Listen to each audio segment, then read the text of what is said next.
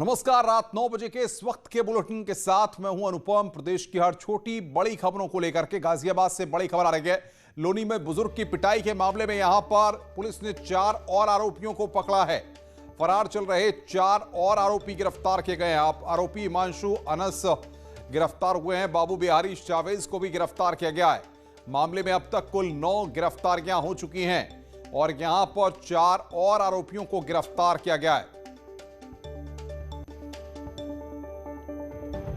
लोनी में बुजुर्ग की पिटाई के मामले में 4 और आरोपी गिरफ्तार किए गए हैं।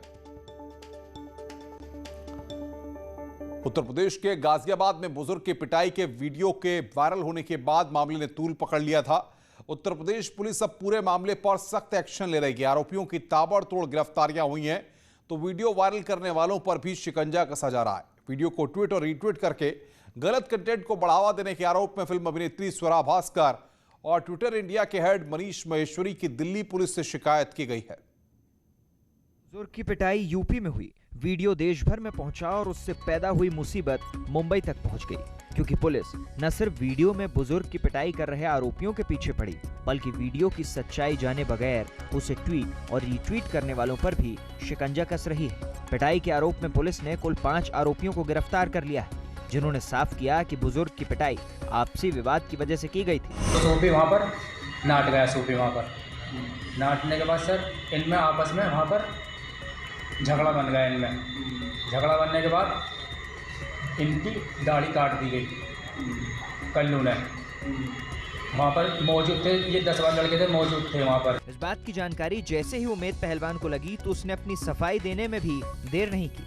पुलिस की कार्रवाई से परेशान उमेद पहलवान ने न्यूज़ 18 से वीडियो कॉल पर बात करके सरेंडर करने की इच्छा जाहिर की। उन्होंने अपने ऊपर लगे सारे आरोपों को खारिज कर दिया और ये भी दावा किया कि मामले को धार्मिक रंग देने वालों को पकड़ने में वो पुलिस की मदद करना चाहते हैं। मेरी बात सुनना चाहती हो तो आज मुझे कप्तान साहब फोन करें, जहां बुलाए मैं आने को तैयार हूं, अपनी बात रखने को तैयार हूं, प्रशासन की मदद करने के लिए तैयार हूं और मैं भी चाहता हूं कि प्रशासन निष्पक्ष मेरी भी मदद करे। मैं बिल्कुल सरेंडर करने को तैयार हूं। मैं भागने वाला व्यक्ति नहीं हूं। कप्तान साहब मेरा फोन सुने, मुझे बुलाए, मेरे से व्हाट्सएप पे बात करें, अपने ऑफिस बुलाए, मीडिया के सामने बुलाए। मेरी गलती हो तो मुझे जेल भेजे, वरना मुझे अपनी सफाई में कुछ कहने का मौका जरूर दिया जाए। दिल्ली के एक वकील ने तिलक मार्ग थाने में फिल्म अभिनेत्री स्वरा भास्कर समेत ट्विटर इंडिया के हेड मनीष माहेश्वरी के खिलाफ शिकायत दर्ज कराई। इन पर वीडियो के जरिए भ्रम फैलाने के आरोप है। इस शिकायत में पत्रकार आरफा खनम शेरवानी, आसिफ खान और ट्विटर इंडिया के खिलाफ भी शिकायत दर्ज की गई है। गाजियाबाद की घटना जो घटी उससे हम भी दुखी हैं, आप भी दुखी हैं और तमाम देश के नागरिक इससे दुखी हैं। लेकिन इसका ये मतलब नहीं कि बगैर तथ्य जाने, बगैर सच जाने हम उसको लेकर अपने प्रभाव को देखते हुए लोगों के बीच एक भ्रम फैलाने की कोशिश करने लगें ताकि सामाजिक सौहार्द बिगड़ जाए। इधर दिल्ली में स्वरा भास्कर के खिलाफ शिकायत करने की तैयारी हो रही है। उधर स्वरा भास्कर हमेशा की तरह ट्विटर पर एक्टिव दिख रही हैं। गाजियाबाद मामले में वीडियो को फैलाने वालों पर भी कार्रवाई शुरू हुई तो इस पर स्वरा ने खुद तो कोई ट्वीट नहीं किया, लेकिन अपने एक समर्थक के ट्वीट को रीट्वीट करते हुए खुद को फेक न्यूज का शिकार बताने की कोशिश कर दी।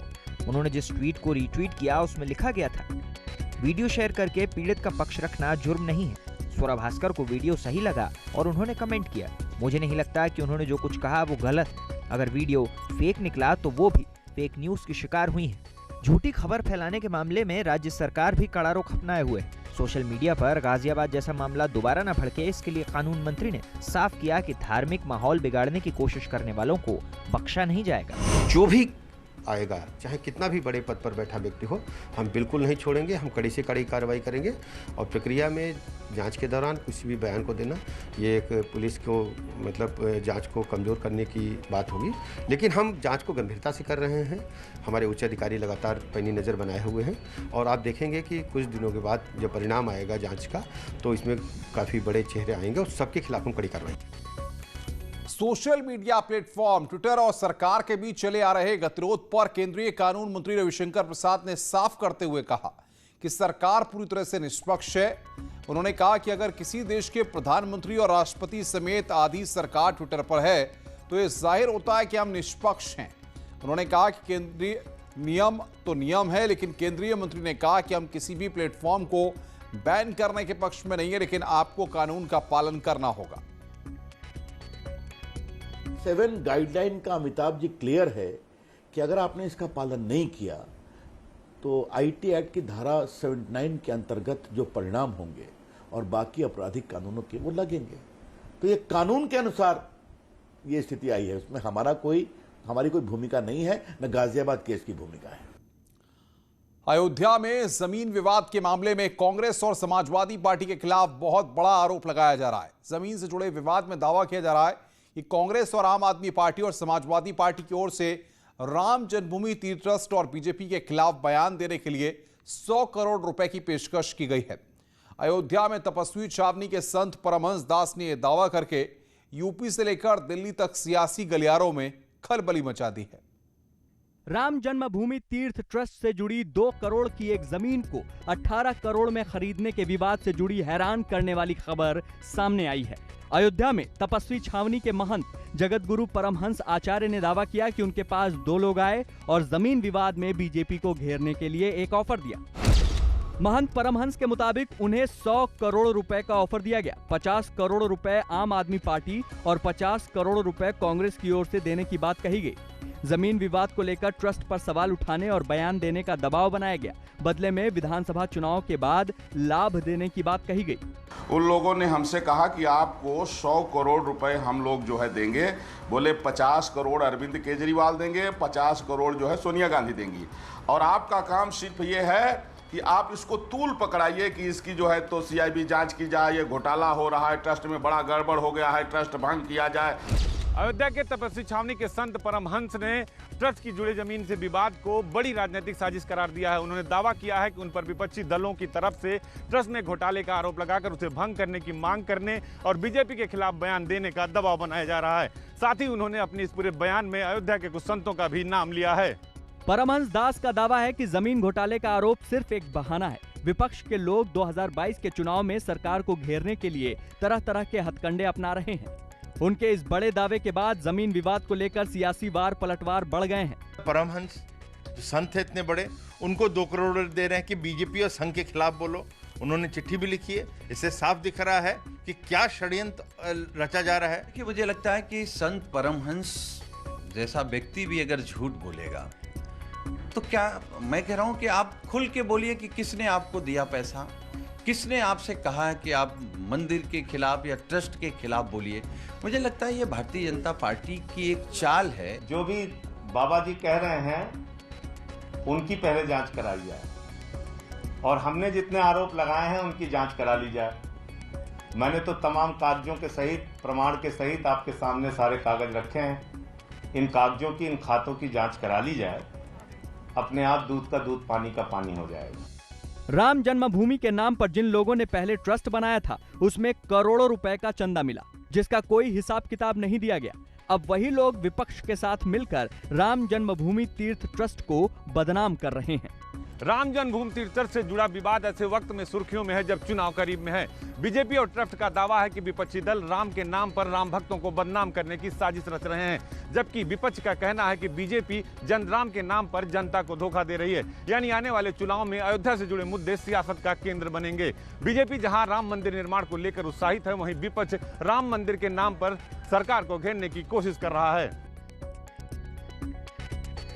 इधर आम आदमी पार्टी के सांसद संजय सिंह ने प्रेस कॉन्फ्रेंस कर एक बार फिर अयोध्या में जमीन को लेकर हुए एग्रीमेंट पर सवाल उठाए हैं। उन्होंने कहा कि एग्रीमेंट में 9 लोगों के नाम थे, जिसमें रवि मोहन तिवारी का नाम नहीं था, तो फिर बेनामे में रवि मोहन तिवारी का नाम कहां से आ गया। साथ ही उन्होंने आरोप लगाया कि कागजों में हेराफेरी कर करोड़ों रुपए की बंदरबाट की गई है। रवि मोहन तिवारी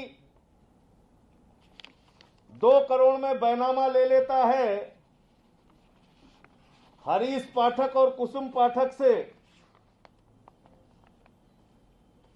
ये रवि मोहन तिवारी आया कैसे? और मैंने आप लोगों के लिए एक सवाल छोड़ा था कि ऋषिकेश उपाध्याय और रवि मोहन तिवारी के बीच में क्या रिश्ता है। ये रिश्ता क्या कहलाता है। मैं आज बता रहा हूं, भारतीय जनता पार्टी के मेयर ऋषिकेश उपाध्याय और रवि मोहन तिवारी रिश्तेदार हैं और ऋषिकेश उपाध्याय के समधी के साले हैं रवि मोहन तिवारी। इसलिए इनका नाम डाला गया कि इनके खाते में करोड़ों रुपए डाल के करोड़ों रुपए की बंदर बांट की जा सके, करोड़ों रुपए खाया जा सके, करोड़ों रुपए राम जन्मभूमि के चंदे का पैसा चोरी किया जा सके। वर्ल्ड टेस्ट चैंपियनशिप के फाइनल के लिए टीम इंडिया की प्लेइंग 11 का ऐलान हो गया है। साउथहैम्पटन में न्यूजीलैंड के खिलाफ कल से शुरू हो रहे खिताबी मुकाबले में टीम इंडिया 6 बल्लेबाजों और 5 गेंदबाजों के साथ उतरेगी। टीम इंडिया की प्लेइंग 11 की जानकारी बीसीसीआई ने ट्वीट करके दी है। भारतीय टीम इस मैच में 3 पेसर और 2 स्पिनरों के साथ खेलेगी। टीम में ईशांत शर्मा, मोहम्मद शमी और जसप्रीत बुमराह पेस बॉलिंग की जिम्मेदारी संभालेंगे तो रविंद्र जडेजा और आर अश्विन स्पिनर की भूमिका में होंगे। रोहित शर्मा और शुभमन गिल टीम के ओपनर होंगे। इसके बाद तीसरे नंबर पर चेतेश्वर पुजारा उतरेंगे। कप्तान कोहली हमेशा की तरह इस बार भी चौथे नंबर पर बल्लेबाजी करेंगे। इसके बाद उपकप्तान अजिंक्य रहाणे और युवा विकेटकीपर बल्लेबाज ऋषभ पंत आएंगे। मैच कल सुबह आपको बता दें कि कल शाम को 4 बजे से शुरू होगा। खबरें और भी हैं, फिलहाल खुले यहां पर एक ब्रेक के लिए। ब्रेक के बाद जल्द हाजिर होते हैं।